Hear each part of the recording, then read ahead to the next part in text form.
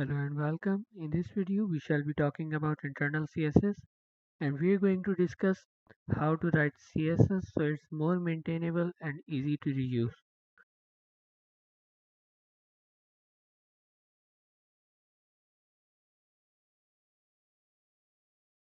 So if we review what we learned previously, we discussed that in order to write CSS for any element, all we need to do is to go inside the opening tag, add an attribute called style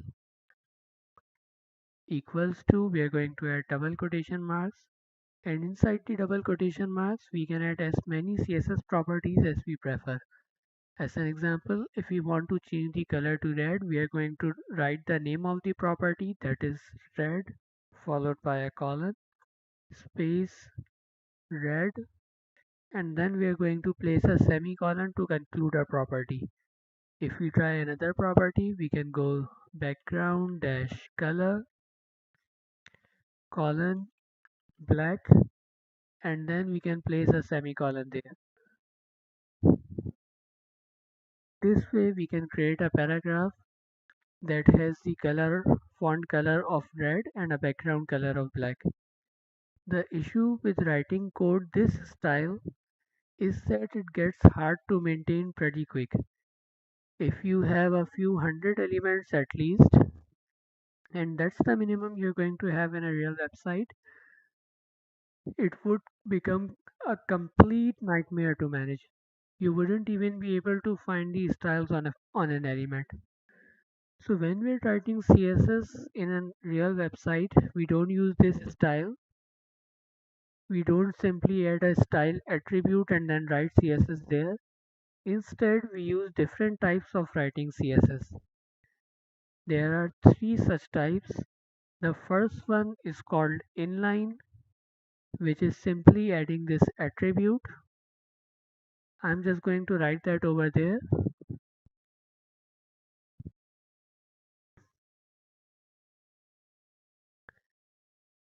At first, we have inline CSS where we simply add our attribute and write the CSS directly. The second one is internal CSS. This is the one we're going to learn today. And the third one, this is external CSS. We're not going to discuss external CSS yet, but keep in mind that this is also one of the styles of writing CSS.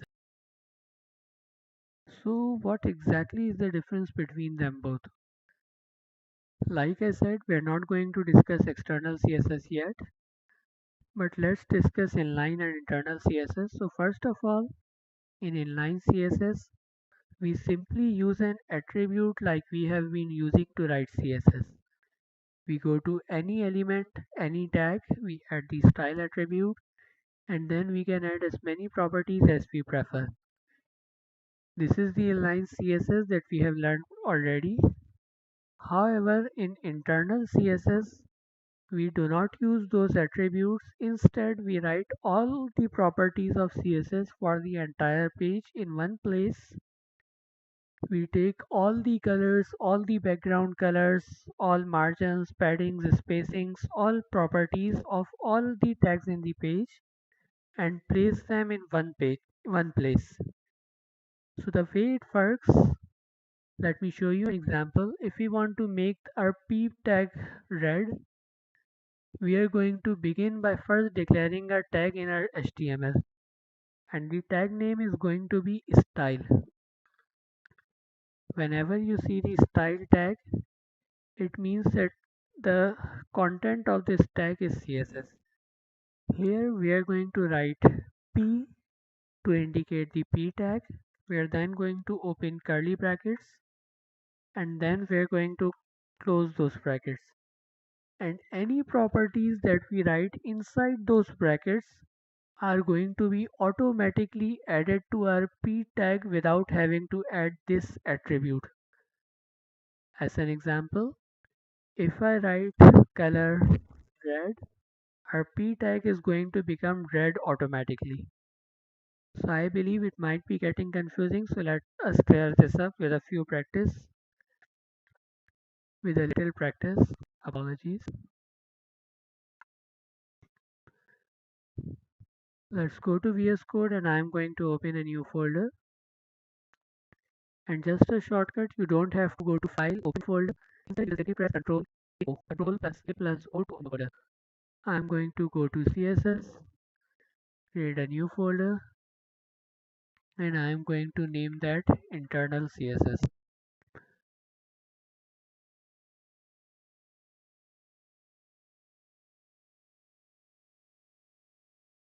Here, I'm going to create a new file. Let's name that index.html. Generate the structure.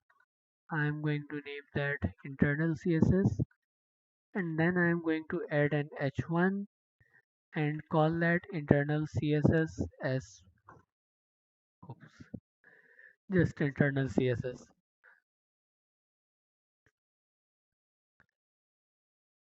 Let's go live and check the output.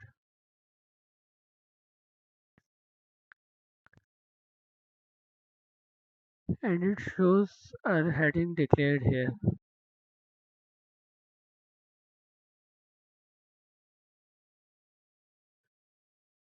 Now let's make this heading blue by using the techniques we have learned already. So let's go back. Here I am going to add an style attribute, color blue. And this is going to change the color of our heading to blue.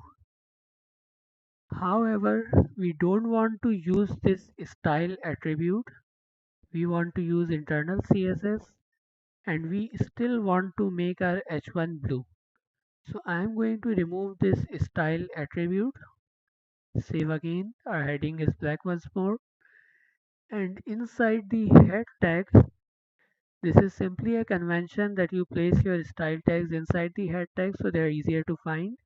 Here I am going to create a new tag called style. That's it. I simply created a new tag like we have created before and I named this one style. Let's save and recheck. Nothing has changed. And here I want to apply my CSS on an h1 tag, so I am going to write h1 and inside this tag we don't need to use the double quotation marks. Instead we can go with curly brackets. So h1 curly brackets. Save once more. Again there are no changes. However, now any properties that are right inside those curly brackets will be automatically applied on this h1. So let's go ahead and write color blue, and there we go.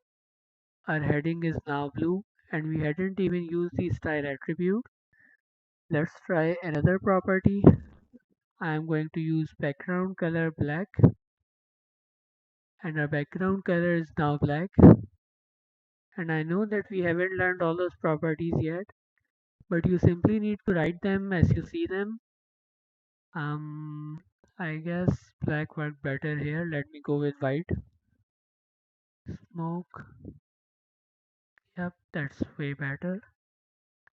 I'm going to remove the margin and the padding. Don't worry about this yet. Just remember that these two are used to remove the spacing that we see around this. There's still some space left. Let me explain this in a moment.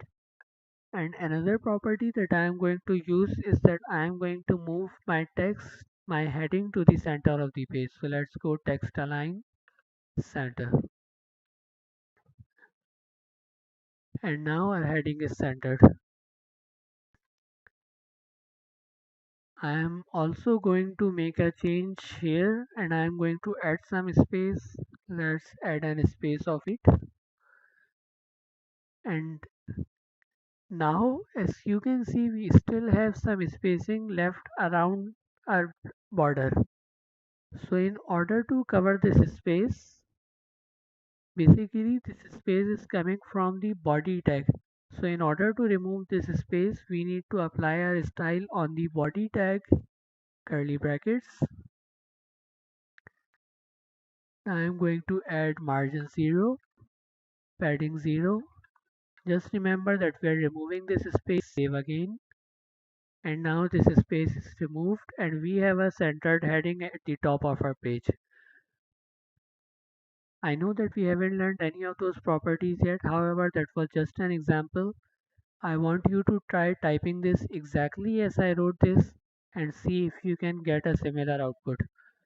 So let's remove all this. Remember, we haven't learned it all yet. We are not going to use all those properties. Let's go back. Our heading is here. I'm going to make that blue. There we go. Perfect. Now I'm going to add a p tag and apply styling on the p tag as well. Let's say make this text green. I'm going to add p here and say color green. Just like we have learned so far, we simply wrote the name of the tag. We added two curly bracket open, curly bracket close, and inside those curly brackets we can add as many properties as we prefer. Let's save, and now our text has changed to green. Now let me show you something interesting. I am going to go there, add another p, and say make this text blue. And if I add p here, add color blue, and save, it's going to change both of our paragraphs. And the reason is that both of those are named p. We haven't told CSS to target one specific p. We have just told it to target the p tag, and it's going to target both p tags. And since we colored it blue last, it's going to change to blue. There are workarounds in CSS to apply different styles to same tags. However, we are not going to discuss them yet. At the moment, just remember that if you want to apply a different styling through internal CSS, you want to use a different tag. In the next video, we are going to discuss how to apply separate styling to different same tags.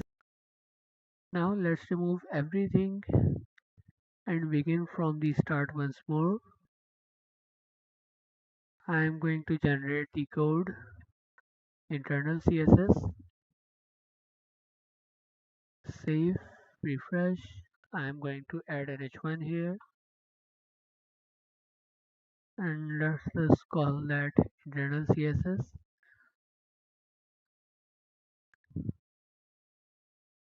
Here we go, our heading is added. I'm sorry for the repetition, but this is incredibly important and I want you to understand this completely. I'm going to add the style tag here now, style. We are going to target an h1, so write the name h1, curly brackets. Inside we are going to use color, and I am going to change the color to blue. And another property that we have just learned about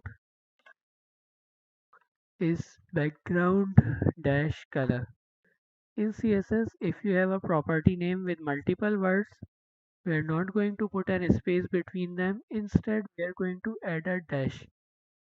As an example, if I have, for example, font size, just for an example, we are not going to learn about this property yet, but if we have font size, we are not going to use a space. Instead, we would have font dash size. We are going to learn about this later. For now, let's just focus on background. No, background color, black. Save, and our color has changed to black. Similarly, if we create a p tag again, this text should be rendered green. We are going to add a new line just to make it more readable. We are going to add a p tag, curly brackets, color, green. And that's it.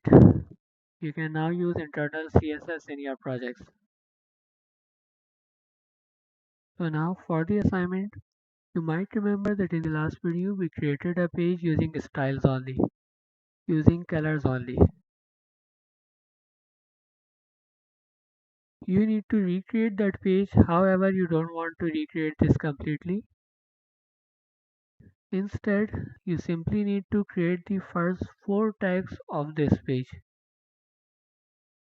We cannot recreate the entire page because we need to apply different stylings to same tag like we discussed. However, you need to create the first 4 tags of this page. And if I discuss this briefly, that would be an H1, this would be a P tag, with this one being an span tag.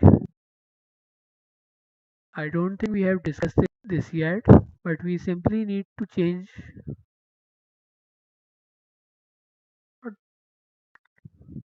Okay, I don't want to swear right now. Back to it. My god. There we go. So this is going to be a P tag. For this, we are going to use a span tag. I think we can also use a P tag directly. That's not a different color, that's just bold. Yep, we need to use a P tag. Here we are going to use an H2, and for this you want to use a div tag, div. Just like you have used the P tag, you need to use a div tag instead and style it using internal CSS. So that's basically the assignment. Once you have completed it, we are ready to move on and learn some more interesting stuff in CSS.